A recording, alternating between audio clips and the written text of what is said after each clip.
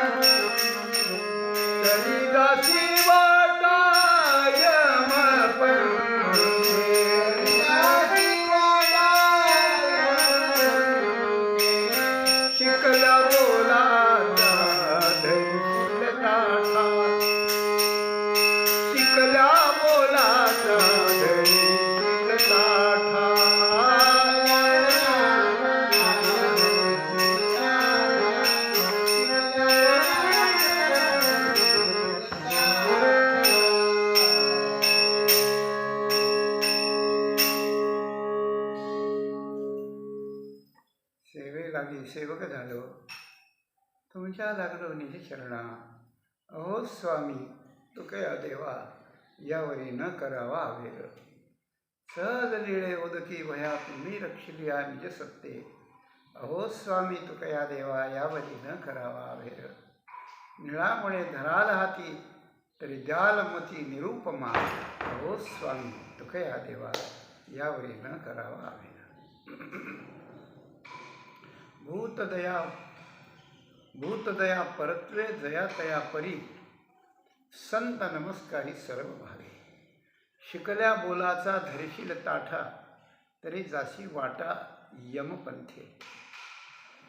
हिरा परिस मोहरा आणिक पाषाण नव्हे परी जन संता तैसी. सरिता ओहळ गंगा सागरा समान लेखी तयाहून अधम नाही. लेखी तयाहून अधम नाही. पुढे आणिक अमुप असती तारांगणे रवीशी समान लेखू नये. तुका म्हणे नाही नम्रता अंगी नव्हे ते फिरंगी कठीण लोह. शिकल्यात बोलाचा धरशील ताठा तरी जाशी वाटा यमपंथी. जगद्गुरू संतश्रेष्ठ श्री तुकाराम महाराजांच्या अभंगगाथेतील क्रमाने आलेला 959 क्रमांकाचा अभंग असून या अभंगात संत आणि सामान्य लोक यांच्याशी आपली वागणूक कशी असावी याबद्दल मोठ्या खुबीनं, मोठ्या दर्जेदारपणानं, सोदाहरण अशा प्रकारचा महाराज आपल्याला खुलासा करतात. विषय एकीकडून पाहिला थोडा नवीन आहे, एकीकडून पाहिला तर थोडा उलटा विषय वाटतो आहे. परंतु सर्वसामान्य माणसाला आणि त्याच्याही पेक्षा ज्याला आपण फार शिक्षित झालो, आपण सुशिक्षित झालो, आपल्याला आता ज्ञान आलं, आता आपल्या कोणी राहिलं नाही असं वाटणाऱ्या अहंकारी माणसाला वाया जाऊ नये म्हणून तुकाराम महाराजांनी आजचे उद्गार खास आपल्यापुढे ठेवलेले दिसतात.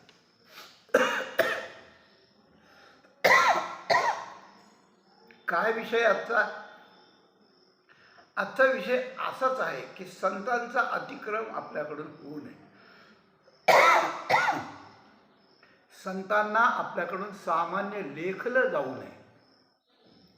संतांना आपल्याकडून सामान्य किंवा हलक्या प्रतीची वागणूक दिली जाऊ नये. आपल्या मनात त्यांच्याविषयी सामान्य भाव निर्माण होऊ नये. त्यांच्याशी बोलताना, त्यांच्याशी वागताना, त्यांच्याशी प्रसंग आल्यावर त्यांना हलकी वागणूक दिली जाऊ नये. आणि कोणी भेटलं तर त्यांच्याविषयी आपण सामान्य उद्गार आपल्याकडून काढले जाऊ नयेत. मनात त्यांच्याविषयी सामान्य भाव नसावा, मुखामध्ये त्यांच्याविषयी सामान्य उद्गार नसावेत, आणि प्रसंगोपात त्यांच्याशी येणारा जो कृतीचा संबंध आहे तो संबंध सामान्य माणसासारखा नसावा. 3 गोष्टी. मनुष्य कोणाशी संबंध काया वाचा मनाने ठेवतो, आणि मनात जो भाव असतो तोच वाचेवर येतो. काय येतो? काय आवडेते वृत्ती किरीटी, आधी मनवनीची उठी, मग ते वाचे दिठी करासी ये. अशी 3 प्रकारची वागणूक दिली जाते, आणि त्याच्यावरून आपलं भवितव्य ठरतं. इहलोकातलं, परलोकातलं, संसारातलं, परमार्थातलं, जगातलं, राजकारणातलं, सगळीकडचं आपलं व्यक्तिमत्व त्यावर ठरतं, आणि त्याचे चांगले वाईट परिणाम आपल्याला भोगावं लागतात. अशा गोष्टी आपल्या जीवनात अनेक लोक येतात.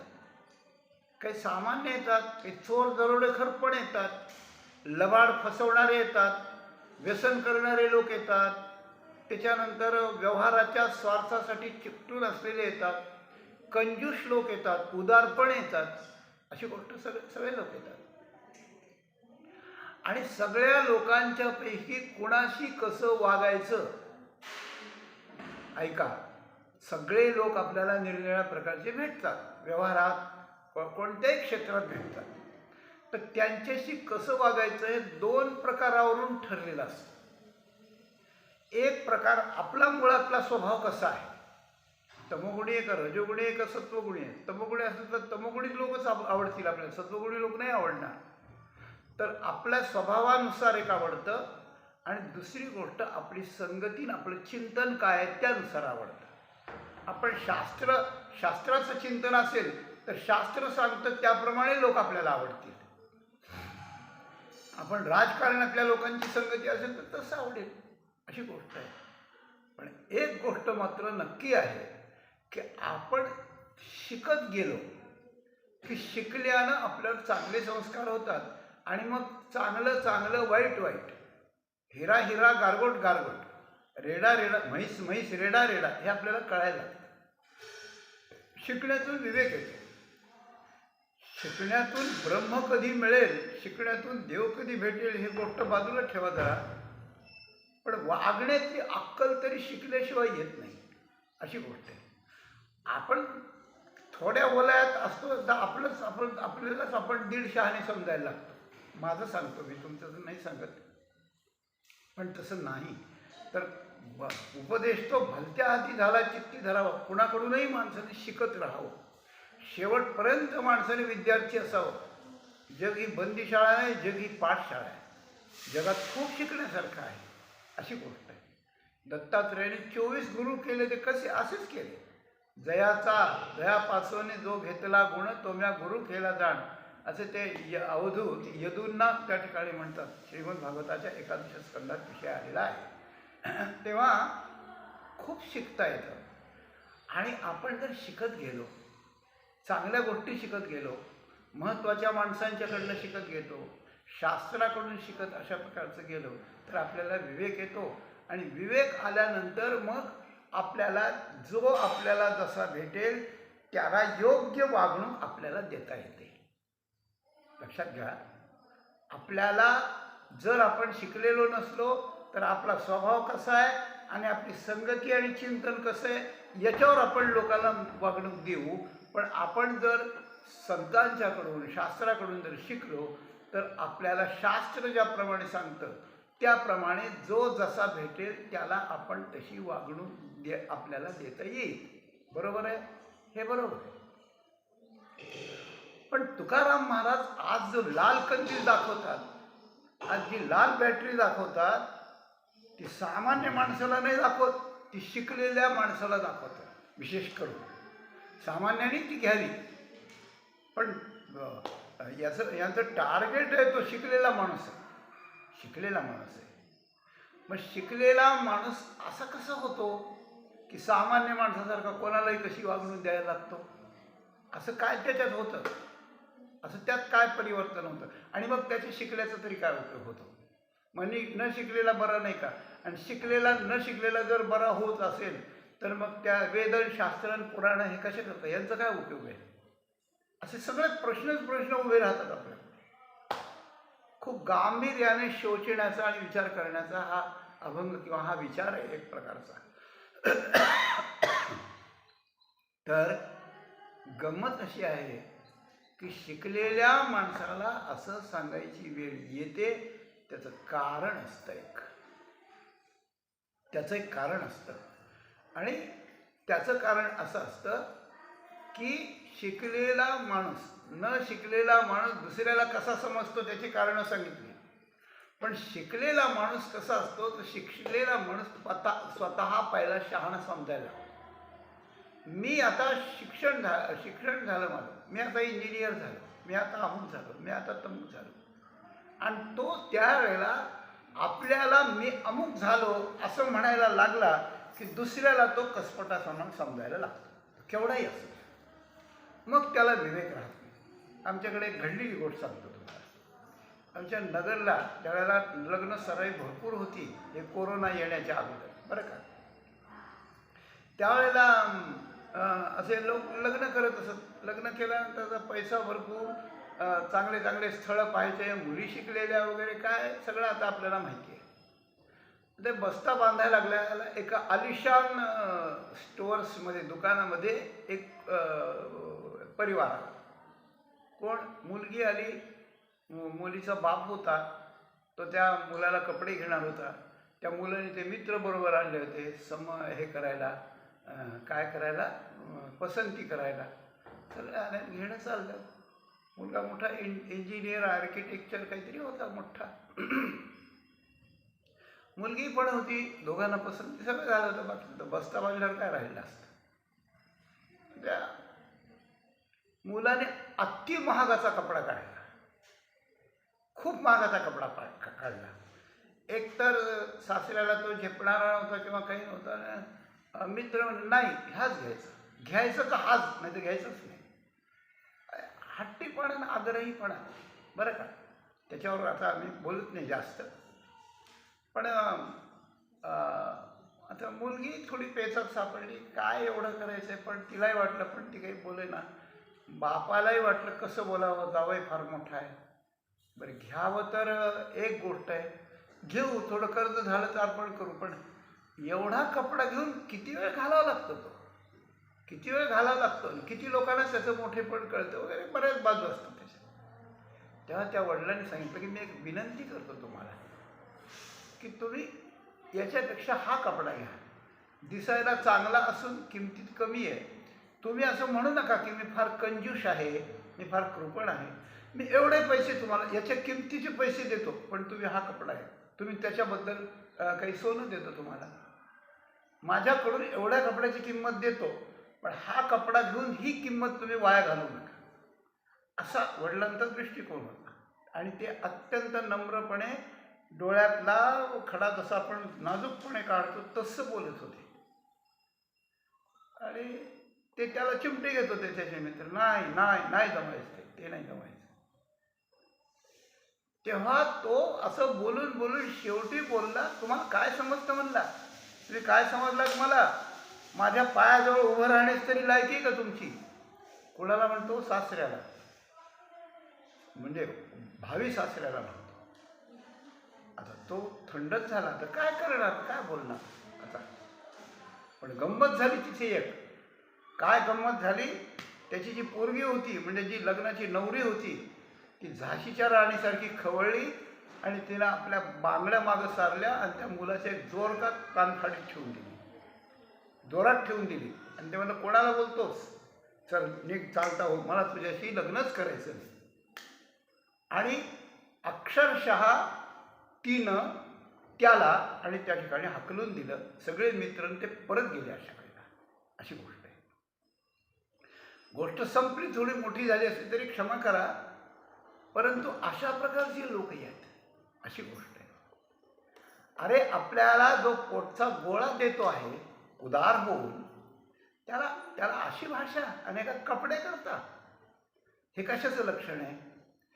हे शिकल्या बोलाचा धरशील ताठा याचं लक्षण आहे, ताठपणाचं लक्षण आहे, हां, इगोचं लक्षण आहे, अहंकारीपणाचं लक्षण आहे. आणि त्याच्या पलीकडे क्षमा मागून बोलू, माजल्याचं लक्षण आहे, माजल्याचं लक्षण आहे. म्हणून अहंकार थोडा असला आणि माणूस शिकला की तो अहंकार वाढतो. आणि त्याकरता माणूस शिकल्यानंतर त्याला विवेक येऊन तो योग्य पुरुषाचा मान ठेवत नाही, तर त्याचा अपमान करायला सुरुवात करतो. अशी गोष्ट होण्याची शक्यता असते. म्हणून अशा वेळेला सामान्य माणूस मोठ्यासमोर नम्र होऊ शकतो. त्याला फार कळलं नाही तरी खूप लोक याच्या पाया पडतात, आपणही पडलं पाहिजे असं त्याला वाटतं. पण शिकलेला माणूस धोक्यात जात असतो. म्हणून अशा माणसाला उपदेश करण्याकरता तुकाराम महाराज प्रवृत्त झाले आणि त्यांनी त्यांना या अभंगात पहिल्यांदा शिकवलं, भूत दया परत्वे दया तया परी संत नमस्कारी सर्व भावे. भूत दया परत्वे दया तया परी. आपल्याला सगळे लोक भेटतात. कोण कोण भेटतात ते आपण पाहिलं, बरं का, पाहिलं. मग आपण कुणाला कशी वागणूक द्यायची, कुणाला टाळायचं का ठेवायचं, कुणाला दुरुस्त करायचं की तसंच राहायचं, कुणाला दुरुस्त करायला पलीकडे पाठवायचं का काय करायचं वगैरे, हे सगळं ठरवावं लागतं. पण कसं ठरवावं लागतं. काही काही वेळेला असं होतं की सनातनी माणूस असला आणि एखादा अडदांड माणूस कसंही वागणारा आला, व्यसन करणारा आला, मग त्याला राग येतो त्याचा, त्याला हाकलून लावतो, त्याला ढकलून देण्याची, त्याला मार देण्याची, त्याला तुरुंगात घालण्याची व्यवस्था करतो तो. हीही गोष्ट बरोबर नाही. म्हणून तुकाराम महाराजांनी एक फार वाक्य मोठं घातले, भूत दया परत्वे. सगळे जे भूत म्हणजे प्राणी मात्र आहेत ना, एकंदर इट इज इक्वल टू त्यांची दया मनात ठेवून, अशी गोष्ट आहे. एखादा माणूस खोटं बोलला आणि आपलं खरं, आपण सतत खरं बोलत असतो, आपल्याला राग येतो, का खोटं बोलतो, का खोटं बोलतो, का खोटं बोलतो. अरे खोटं बोलू नये हे बरोबर आहे आपण, पण खोटं बोलणाऱ्याचा बद्दल आपल्याला एकदम क्रोध यावा हेही बरोबर नाही, हेही बरोबर नाही. आपण एखाद्याचं चुकत असलं, एखादा मुद्दाम चुकत असला किंवा स्वभावानं चुकत असला किंवा त्याची खोडच तशी असली, तर आपण लगेच त्याच्यावर उंच स्वर काढून त्याच्याने मोठ्याने बोलतो आणि आपण म्हणतो असं बोलल्याशिवाय तो गप्पच बसत नाही. तसं नसतं, त्याची सवय जात नाही. पण आपण मोठ्याने बोलून ज्या पद्धतीने त्याच्यापेक्षा चांगल्या पद्धतीनं सामान्य बोलून आपल्याला त्याला गप्प बसवता येतं, अशी गोष्ट आहे. त्याला टाळता येतं. तर तात्पर्य असं आहे की त्याचा आपण क्रोध करतो, योग्य नसलेल्या माणसाचा आपण क्रोध करतो, तो क्रोधही करू नये अशा प्रकारचा विवक्षितपण ध्वनित अर्थ यात आहे. भूतदया परत्वे. सर्व भूतांच्यावरती भूतदया असावी. जो मागायला आला त्याला द्यावं, ज्याला भूक लागली त्याला अन्न द्यावं, पण दारूची बाटली लागली तर त्याला द्यावी का नाही, अशी गोष्ट आहे. मग दारूची बाटली मागितली तर त्याला देणंही योग्य नाही. आणि त्याला दुसऱ्याकडून मार बसवणं पण योग्य नाही, असं दोन्ही होईल. पण हे कधी होईल? भूतदयापर्यंत. भूतांची दया हे भांडवल संता, आपुली ममता नाही देही, ते त्यांचं भांडवल आहे. पण आपल्याला ग्रहस्थाश्रमी माणसाला सुद्धा आणि प्रत्येक मनुष्याला भूतदयेचा भाव मनात ठेवला पाहिजे, तरच त्याला सुख मिळतं आणि उद्धार होत नाही तर होत नाही. समम काय सर्वे तस्मात् सर्वेषु भूतेषु दयां कुरुत सौहृदम आसुरं भावमुन्मुच्य यया तुष्यत्यधोक्षजः. दैत्यांच्या बालकांना प्रल्हादाने उपदेश करताना दोनच गोष्टी सांगितल्या की तुम्ही आपल्या आई वडिलांच्या सारखा जो आसुरी भाव आहे तो टाकून द्या आणि तुम्ही सर्व भूतांच्यावर दया करा. भगवान श्रीहरी लवकर प्रसन्न व्हावा असं वाटत असेल तर हे यांनी लवकर प्रसन्न होतो. आणि याच्या विरुद्ध कसं?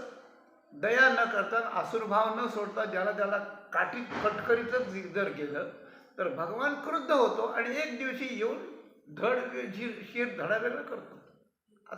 अशी गोष्ट आहे. म्हणून विनाशाकडे जाणं भूतावर क्रोध करणं आहे आणि भूतदया ठेवणं हे भूतमात्रावर दया करणं आहे. आणि ही दया ठेवली तर परमात्मा प्रसन्न होतो ना, आपलं कर्तव्य होतं. तर भूतदयेचा भाव मनात एकंदर पार्श्वभूमी म्हणून ठेवून मग जयातयापरे, भूतदया परत्वे दयातयापरे, मग जयातयापरे. मग तमोगुणी मनुष्याला का? मग त्याला गोड बोलून टाळायचं का? की त्याला थोडं काहीतरी प्रलोभन लावून द्यायचं की कुणाच्या तरी ताब्यात द्यायचं? काय करायचं? अशी गोष्ट आहे. मध्यम आला तर त्याच्याशी कसं वागायचं, सात्विक आला तर त्याच्याशी कसं वागायचं, याचा विवेक, याचं धोरण आपल्याला शिकल्यानं येतं. अशी गोष्ट आहे. पण एक कर बाबा, काय कर?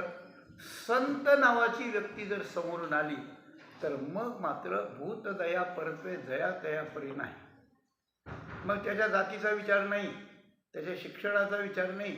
संतांची लक्षणं त्याच्यात आहेत असं आपण पाहिलं किंवा कोणी योग्य व्यक्तीनं आपल्याला सांगितलं, शास्त्रात असलेली संतांची लक्षणं असलेले संत जे आहेत ते जर आले तर त्यांना काया वाचा मनपूर्वक साष्टांग नमस्कार करून त्याला आणि सर्व भावानं नमस्कार कर.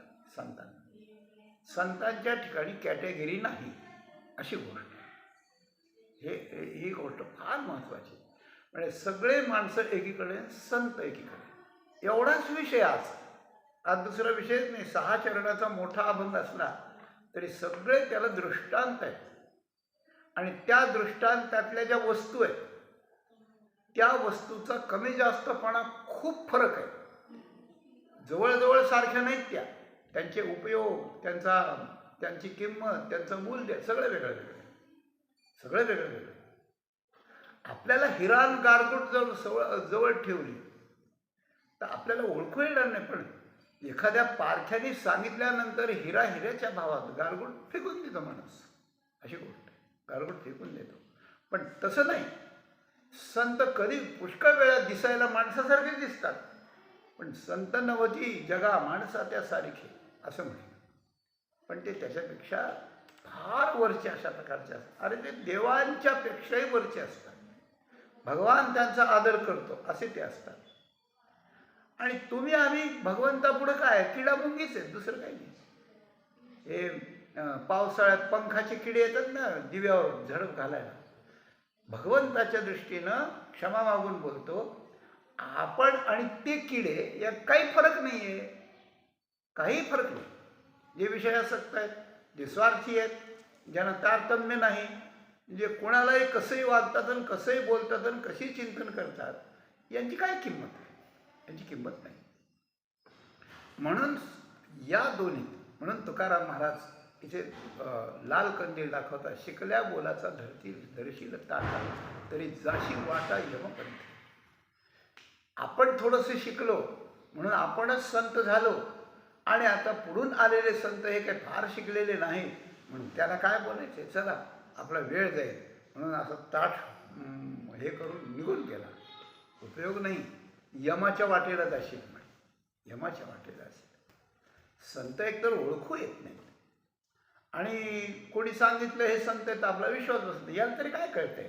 आणि त्याला तरी काय कळतंय, त्याला तरी काय कळतंय, तुलाच सगळं कळतंय. बोंब्या, असं नाही चालत, असं चालत नाही. आणि अशा प्रकारचा मूर्खपणा मी तुम्हाला मोकळ्यापणाने सांगतो, मी सुद्धा एकदा केलेला आहे. असाच मूर्खपणा केलेला आहे. पण तिथून कानाला खडा लावला. आमच्या येथे संत आले होते, मोठे संत होते, अंतर्यामी संत होते, वाचा सिद्ध संत होते. त्यांची आज्ञा गंगा मानते अशी संत होते. एकदा त्यांची गाडी चालली होती आणि प्रत्यक्ष त्या गाडीत असलेल्या लोकांनी मला सांगितलं, बरं का, गाडी चालली होती त्यांची, ते गाडीचं डिझेल संपलं रस्त्यात. जवळपास काही नव्हतं, पण गंगा वाहत होती. काय करता आता तर अवघडच झालं. म्हणे पुढचा प्रवास थांबला. काय नाही म्हणे, तो ड्रम घ्या, गंगेतून पाणी आणा. त्याने हात जोडून गंगेला काहीतरी प्रार्थना केली आणि तो ड्रम त्या डिझेल टाकतात तिथे टाकून दिला. घडलेली गोष्ट आहे. आणि गाडी चालू झाली.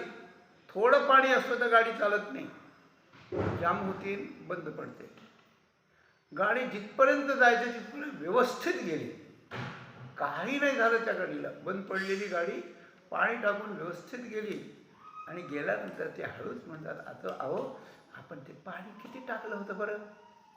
हो, ते ड्रमभर 5 लिटर होतं महाराज. मग 5 लिटर डिझेल आणा आता.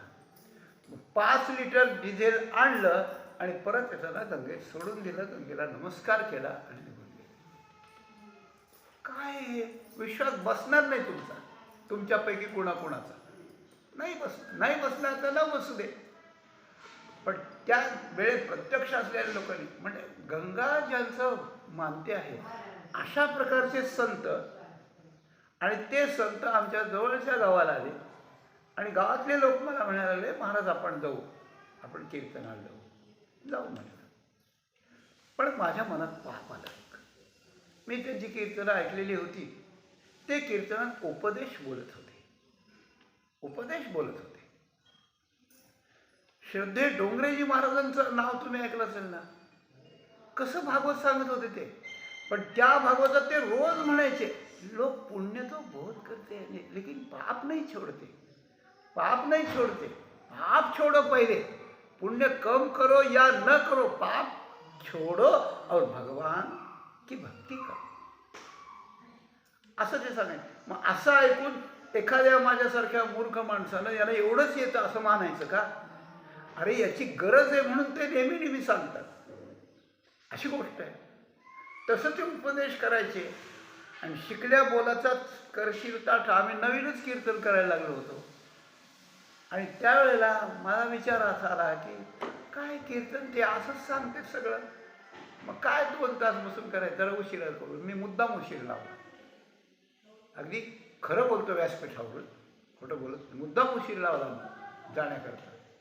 आता लोक काही म्हणले नाही, किती वाजता कीर्तन आहे काय त्यांना कोणाला माहीत होतं, कोणाला नव्हतं. आणि गेलो त्या अशा वेळेत गेलो की कीर्तन सुटायच्या वेळेला गेलो.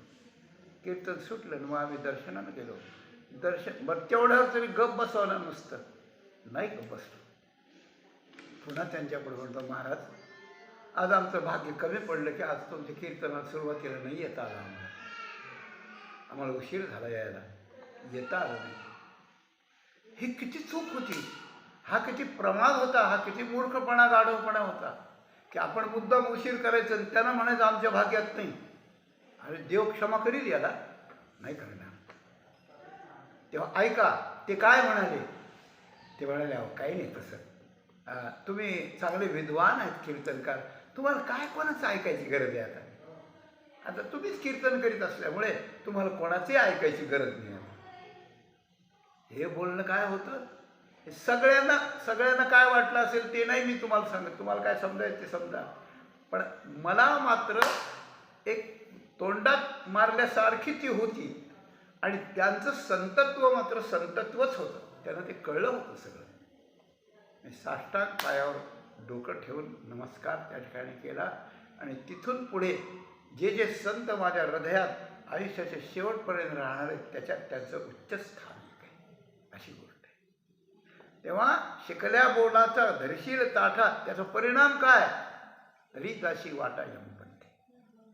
अशा प्रकारचा माझ्यासारखा मूर्ख माणूस जर असं करू लागला तर तो यमपंथाला गेल्याशिवाय राहणार नाही, यात किंचितही शंका नाही. म्हणून संतांचं श्रेष्ठत्व आपल्याला कळत नसतं. मोठ्या माणसाने सांगितलं, लक्षणं काही दिसले आणि संत असले. मी असं म्हणेन, एखाद्या असंताला संत म्हणून नमस्कार केला काय पाप लागतं का? पाप लागतं, भ्रम होईल, फसवलं जाईल. असंत आहे म्हणून त्यांना काही कळत नाही, नुसते भगवे वस्त्र घालू द्या, घालू द्या ना, काय बिघडलं? केलेला नमस्कार फेल जाईल का काय होईल का भावनेप्रमाणे त्याला फळ मिळेल, पण असंताला संत म्हणून नमस्कार केलेल्याचं जे नुकसान आहे त्यापेक्षा संतांना असंत म्हणून त्यांचा अवेरण आत्ता सांगितलेल्या गोष्टीप्रमाणे जर त्यांचा अनुक्रम झाला तर त्याला पुन्हा क्षमा नाही, त्याला क्षमा नाही, अशी गोष्ट आहे. म्हणून आपण भावना धरावी. ज्ञानेश्वर माऊलींनी जो हरिपाठ लिहिला ना, त्यात सगळे असे चढते चढते चढते चढते उपदेश केले. पहिल्या अभंगापासून 9व्या अभंगापर्यंत एक फेरी आहे. जशी पायऱ्या असतात ना वर जायच्या, तशी खूप सुंदर कितीतरी वैशिष्ट्य आहेत हरिपाठाचे, रोज आपण म्हणतो.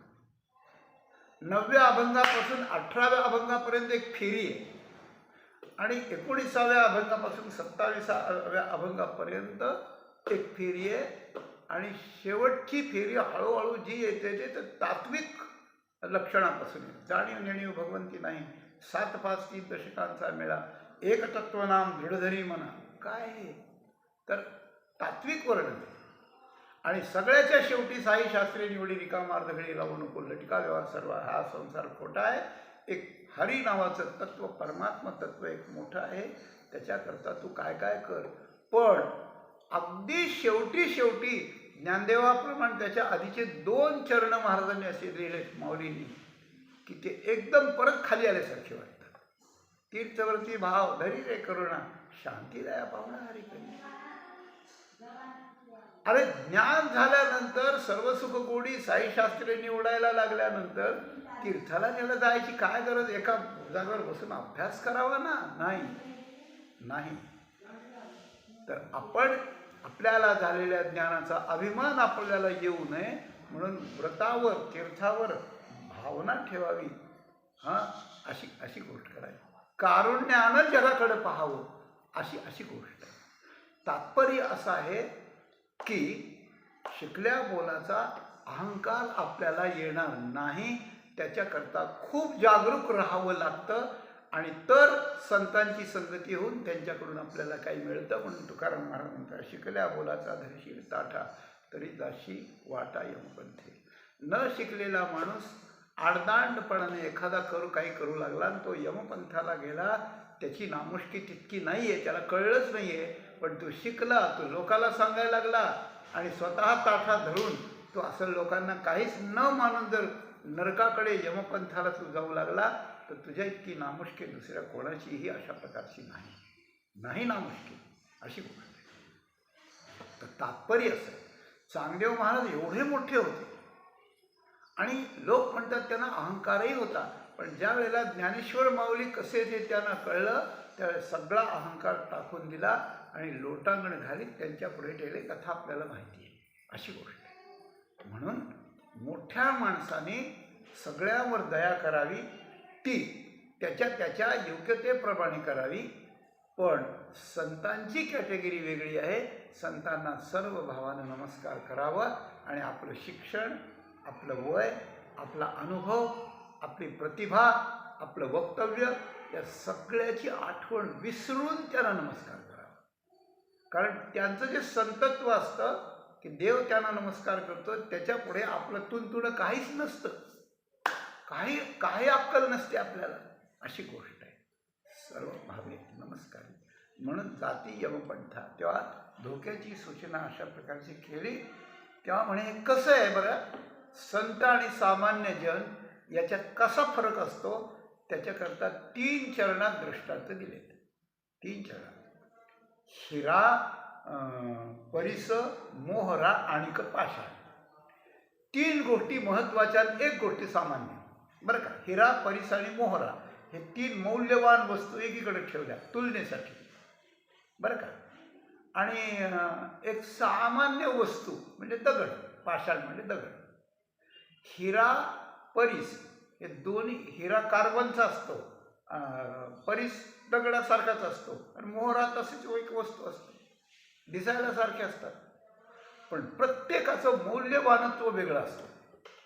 हिरा स्वतःच मौल्यवान असतो आणि प्रकाशवान असतो, बरं का. मौल्यवान असतो, प्रकाशवान असतो स्वतःच. परीस फारच दुर्मिळ असल्यामुळे त्याचं मोल कोण करतं, कोण विकतं परीस कोणाला, म्हणून त्याच्या मोलाचा विचार नाही, पण त्याच्या मोलाच्या पेक्षा तो लोखंडाला सोनं करतो, म्हणजे मोलहीन पदार्थाला मौल्यवान बनवतो. हिरा स्वतःच मौल्यवान असतो, परीस मोल नसलेल्या वस्तूला मौल्यवान बनवतो. लोखंड काय भाव विकतं? 10-5 किलो, 10-5 रुपये किलो, 25-30 किलो, 50 रुपये किलो असं, जास्त काय असेल. 50 रुपये किलो लोखंड असतं आणि सोनं 50,000 रुपये किलो असतं का? नाही, 10 ग्रॅम असतं. 50,000 रुपयाचे जर 10 ग्रॅम असतील तर किलोची किंमत 50 लाख रुपये झाली, बरं का, 100 पट त्याच्या. म्हणून काय की तो त्याला, म्हणजे लोखंडाच्या तुकड्याला तो परीस त्याची किंमत 50 लाख पटीनं वाढवून देतो, अशी गोष्ट आहे. 50 लाख पटीनं वाढवून देतो. तात्पर्य असं आहे की परीस दुसऱ्याला मौल्यवान बनवतो, हा स्वतः मौल्यवान असतो. आणि मोहरा काय करतो? मोहरा आपल्या संगतीत आलेल्या सुताचं रक्षण करतो. मोहरा तोची अंगे, काय, सूत न जळे ज्याच्या संगे, असं म्हटलं. तिथं परीस ऐरणीवर ठेवला तरी तो फुटत नाही, हे त्याचं लक्षण आहे, कठीण असतो. मोहरा तो असतो की मोहरा नावाच्या वस्तूला सूत घेतलं आणि ते जर गुंडाळलं आणि तो अग्नीत टाकलं तरी तो जळत नाही, बरं का. अग्नीत टाकलं तरी जळत नाही. त्याला काही ब्रह्मदेवाचा वर मिळालेला नसतो. त्या होळिका नावाच्या राक्षसिणीला, बरं का, होळिका नावाची हिरण्यकश्यपूची बहीण होती, आणि तिला ब्रह्मदेवाने का अग्नीनं वर दिला होता की तू अग्नीत सापडली तरी जळणार नाही. मग तिनं प्रल्हादाला घेऊन बसली, पण प्रल्हादाचं रक्षण तिला नाही करता आलं. पण त्या मोहरा मात्र सूताचं रक्षण करतो. मोहरा तोची अग्नी सूत नंतरे ज्याच्या संग. तर हिरा, परीस, मोहरा एक संरक्षण करतो अग्नीपासून, एक मूल्य वाढवतो, आणि एक स्वतःच मूल्यवान म्हणून श्रीमंतांच्या स्त्रियांचं वगैरे भूषण ठरतो. असे मूल्यवान. यापैकी दगड काय करतो? दगड बाजारात नेलं तर स्वतः मूल्यवान ठरतो. दगड कशाला चिकटवला तर त्याचं मूल्य वाढतं. आणि दगड बांधून जर विहिरीत उडी टाकली तर तो रक्षण करतो. बांधून उडी टाकणाराच काय करतो सांगा? काही नाही करत, सामान्य असतं दगड. म्हणून हिरा, परीस, मोहरा आणिक पाषाण नव्हे परी जन तया संतातैस. हां, तर त्याप्रमाणे जन आणि संत, तो का म्हणे तैसे संत आणि जन दोन्हीची समान लेखू नये, दुसऱ्या अभंगात आहे. तर त्याप्रमाणे संतांना जगाला परी म्हणजे प्रकार, संतांचा जगाचा प्रकार तसा आहे. संत हिऱ्यासारखे आहेत, संत परीसासारखे आहेत, आणि संत मोहरेसारखे आहेत. म्हणजे काय? आणि दिसायला ते माणसासारखे दिसतात, आणि बाकीचे माणसं दगडासारखे. बाकीचे माणसं दगडासारखे कसे आहेत? आता उघडी डोळे, जरी तुझा अद्यापी न कळे तरी मातेची या खोळे दगडाला पोटाशी. मग जर माणूस डोळे उघडून मनुष्यपणाचं सार्थक करणार नाही तर त्याला दगड म्हटलंय ना. तुका म्हणे अशी बुद्धी ज्याची जर त्याहून दगड बरे देवा दगडाच्या खाली. पण दगड माणूस झाला सामान्य. आणि संत हे दगड नाही आहे. संत 3 प्रकार. संत पहिल्यांदाच मौल्यवान आहे. कसे मौल्यवान? हिऱ्यासारखे. काय काहीतरी नामा म्हणे रुळे तळील पायरी. पुढे काय? संत हिरे वरी पाय देत. संतांना हिरा म्हणले नामदेव महाराजांनी, संत हिरेवरी पाय देती. तर हिऱ्यासारखे मौल देवाने. देव त्यांचा आदर करतो, देवता त्यांचा आदर करतात. नारदासारख्या संतांचे राक्षस मानव दानव सगळे आदर करतात, कारण ते परिसासारखे, कशासारखे, हिऱ्यासारखे. ते परिसासारखे लोखंडाचं सोनं करतात, जीवाला परब्रह्म करतात. जीव आहे लोखंडासारखा, एकदेशी झाला म्हणून, आणि परब्रह्म आहे सोन्यासारखं. कैवल्य कनकाची या दाना करिता न कडशी थोरा साना. काही म्हणत नाही. परीसारखे आहेत म्हणजे जीवाला ब्रह्म करतात म्हणून परिसासारखे आहेत. आणि मोहऱ्यासारखे आहेत म्हणजे संत जर रागवले किंवा गुरु जर रागवले तर भगवान रक्षण करू शकत नाही, पण भगवान जर रागवले तर संत रक्षण करतात. हे त्यांचं मोहऱ्याचं लक्षण आहे. मोहऱ्याचं लक्षण आहे.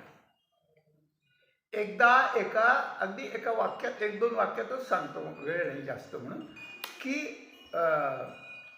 राम वंशामध्ये एक राजा होता, त्याचं नाव मी विसरलो बरं का. आणि त्या राजाचं काहीतरी झालं, तिथे विश्वामित्र आले होते आणि त्यांनी कोणी हे केलं त्याला ठार मार असं म्हणणं ते हनुमंतांनी केलं होतं. मग काय झालं? मग काही नाही झालं. अंजनीनं त्याला युक्ती सांगितली आणि रामाचे सगळे बाण हनुमंतरावर सोडलेले वाया गेले. हनुमान जिंकले काही न कर. तर गंमत आहे की जे संत आहेत ते संत आणि आपलं भगवान जरी आपल्यावर कोपले तरी ते आपलं रक्षण करतात, अशी गोष्ट. हे मोहरेचं लक्षण आहे. म्हणून संत आणि जन हे सारखे मानू नयेत, त्यांना योग्यता त्यांची मोठी असते. 4थ्या चरणात आणखी एक दृष्टांत दिलेला आहे.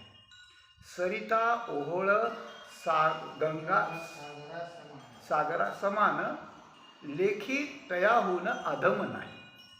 बरं का. इथे 2 योग्य सांगितले बरं का, आणि 2 अयोग्य सांगितले. सरिता ओहोळ आणि गंगा सागरा समान. सरिता आणि ओहोळ, सरिता म्हणजे हे काय, नदी, आपल्या गावाची नदी, आणि ओहोळ म्हणजे बारीक ओढा किंवा त्या ओढ्यापेक्षा लहान नाले. छोटा ओढा किंवा मोठा नाला, त्याला ओहोळ असं म्हणतात. तर ते ओहोळ आणि सरिता हे सामान्य प्रत्येक गावाला असतं. सगळीकडे लेंडी असते, लोक 1-2 नंबरला जातात, सगळं होतं. तर ते सामान्य आहे. आणि गंगा आणि सागर किंवा गंगा सागराला मिळताना जो गंगा सागर होतो तो, किंवा सागर किंवा गंगा, कसंही घ्या.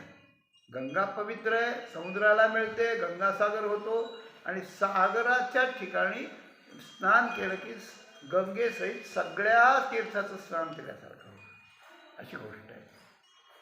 सगळं काय, तीर्थे जिये त्रिभुवनी तिये घडती, समुद्रावगाहने ना तरी अमृतरस स्वादनी रस सकळ.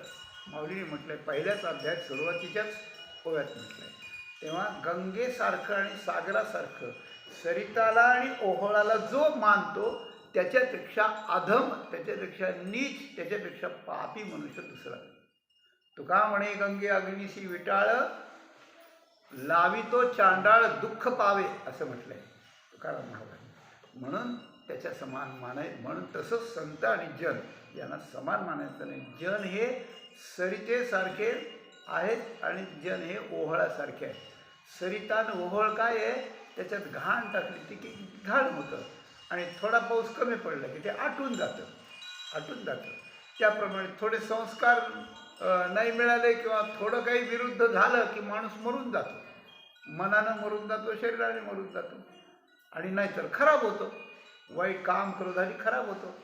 हे तसं लक्षण आहे तसं. आणि यांचं गंगेसारखं सागरासारखं लक्षण, जे अथांग आहेत, जे वेगवान आहेत, जे सतत भरलेले आहेत, आणि जे दुसऱ्याला पवित्र करून उद्धार करणारे आहेत, असेच संत आहेत.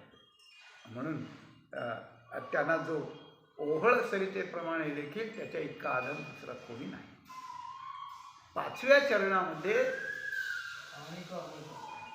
आणिक अमुप असं ती होती तारांगणी, रवीशी समान लेखू नये, अशी गोष्ट आहे. काय दीपिका हां, शशी तारा होतु का कोटीवरी रे, नसेल मुगवे दिवसू दिनकर नाथे तया. तारका प्रचंड असतात, लुकलुक लुकलुक करतात. एक शोभा आहे भगवंताच्या याची. भगवंताच्या गगनरूप मंडपाला लावलेले ते झुंबर आहे असे साहित्यिक लोक वर्णन करतात. अशा प्रकारानं या सृष्टीची शोभा त्यांच्यामुळे आहे. पण जसजसा सूर्य पहाट होते, जसजसा सूर्य उदयाचळावर विराजमान होऊ लागतो, तसे तसे ते निस्तेज होत होत आणि अगदी निळ्या चार आभाळामध्ये लुप्त होऊन जातात. रात्री लुकलुक करणारे तारे सूर्याच्या तेजामुळे लुप्त होऊन जातात. त्याप्रमाणे सगळे लोक असे बसलेले असतात. एखाद्या मोठ्या महात्म्याचं प्रवचन किंवा उपदेश असतो, तो महात्मा खूप लांबून आलेला असतो, तो संत देवाला मान्य असलेला असतो. आणि अशा तो जोपर्यंत आला नाही ना, तोपर्यंत बसलेले जे हजारो लोक असतात ना, ते काय करतात, ते काही माळ घेऊन जप करतात काय, त्यांना कधी माहीत नसतं. मग गप्पा मारीत बसतात. हे ते झुंडी बसतात. 4 लोकांची, 2 लोकांची, 3 लोकांची, सगळा कलकलाट चालला असतो. जसं काय आमच्या पाथर्डीचा बाजार भरला आहे. सगळे हीच त्यांची लुकलुक आहे. आणि ते जेव्हा आम्ही धुंडा महाराजांचं ऐकायला जायचो ना, धुंडा महाराजांचं, शंकर महाराजांचं, असे मोठे मोठे महात्मे होते, ते येईपर्यंत असंच चालायचं. आम्ही वाट पाहत बसायचो. 2-2 तास जागा धरून बसायला लागायचं, इतकी गर्दी. आणि ते आले, ते नुसते मंडपाच्या जवळ आले की सगळी लुकलुक एकदम बुलबुल बंद होते. एकही बोल आले टाचणी पडलीचा आवाज. आणि आता बॉम्ब पडल्याचा आवाज नाही. आधी बॉम्ब पडला तर लोकांना कळायची पंचायत नाही, मेल्यावरच कळायचं.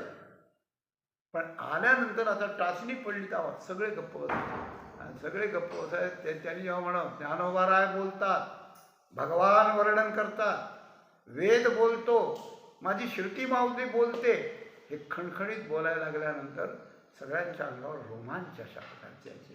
सांगा, असे लुकलुक करणारे तारे आणि असे सूर्याप्रमाणे अशा प्रकारचं जबरदस्त वाणीचा प्रसाद असलेले, अशा प्रकारचं भगवत प्रिय असलेले संत यांच्यासारखं म्हणता काय, यांच्यासारखं म्हणता येत नाही, अशी गोष्ट आहे. म्हणून माणसं ताऱ्यासारखे आहेत, संत यांच्यासारखे आहेत. एक गोष्ट आहे, संत मोठे असतात, संत आणि जन सारखे लेखू नयेत. पण मग आपल्याला त्या संतापासून काय उपयोग? आपल्याला संतापासून उपयोग होण्याचंच हे लक्षण आहे की त्यांना मोठं मानावं, जनांना त्यांच्या परीनं मानावं, त्यांना सर्व भावाने नमस्कार करावा, शिकलेल्या बोलाचा ताठा धरू नये, म्हणजे अंगी नम्रता धारण करावी.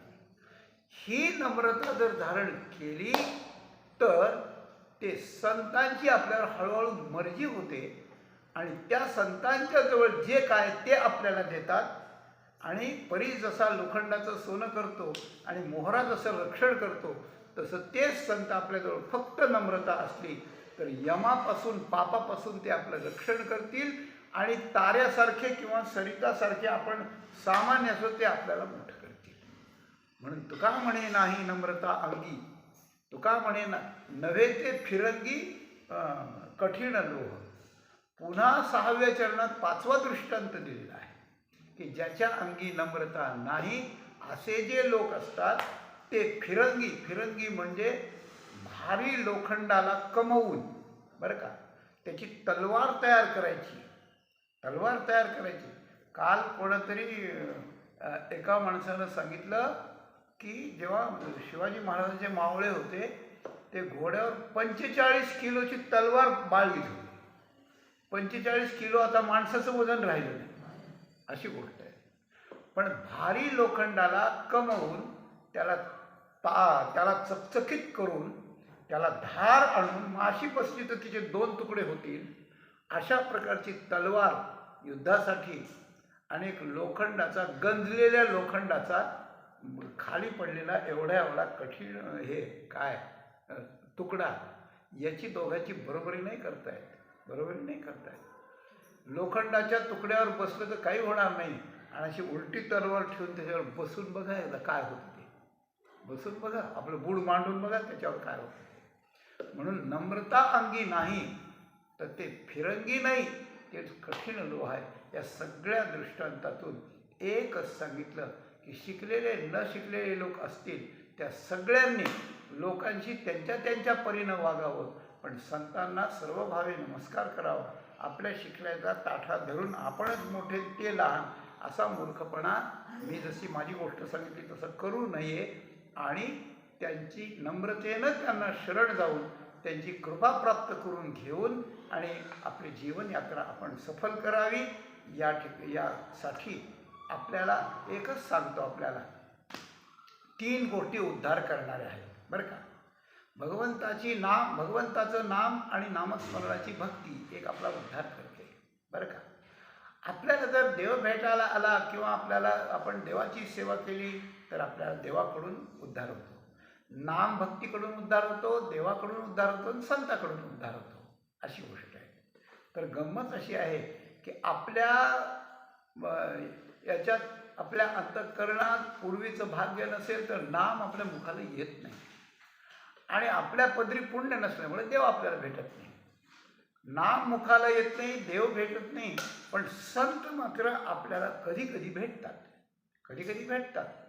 आयुष्यातून 2-3 वेळा आपल्याला संत भेटतात असं मी एका महात्म्याच्या तोंडून ऐकलं आहे. तर संत भेटतात, फक्त गडबड होते की त्या संतांना आपल्याकडून तितका मान दिला जात नाही. महंताची या कोणी घराली आवडी मानून नेणता परवडी उदल तुटे असं म्हटलं. म्हणून संत भेटतात तर त्यांना मानावं लागतं, मग ते संत आपल्या मुखाला नाव येईल याचाही उपयोग करतात वाड्याकोळ्यासारखं, आणि देवही भेटवून देतात. म्हणजे देव, संत आणि नाम हे 3 संतापासून आपल्याला अगोदर भेटतात. म्हणून संतांच्या ठिकाणी आपली फसगत होऊ नये, भ्रम होऊ नये, त्याच्याकरता नम्रता असावी. शिकलेल्या मुलाचा ताठा नसावा द्रुपदात आणि नम्रता असावी. हे एका विरुद्ध पद्धतीने सांगितलेलं शेवटच्या चरणात. या दोन्हींचा मेळ घालून आपलं शिक्षण आपण विसरावं, आपलं मोठेपण विसरावं आणि संतांच्या ठिकाणी नम्र होऊन संतांच्या तैसे हलपले आपण ते पावे, ते संता ते पाहता घेवसावे, म्हणून वानावे ऐकावे तेची सदा.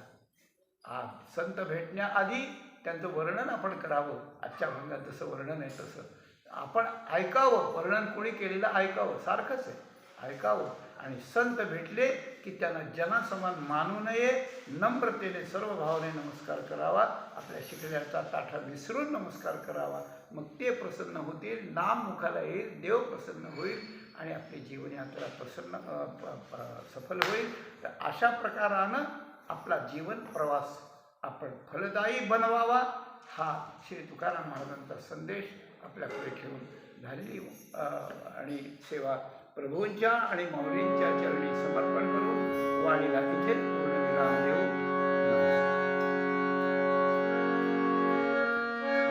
तुका म्हणे नाही नम्रता अंगी, तुका म्हणे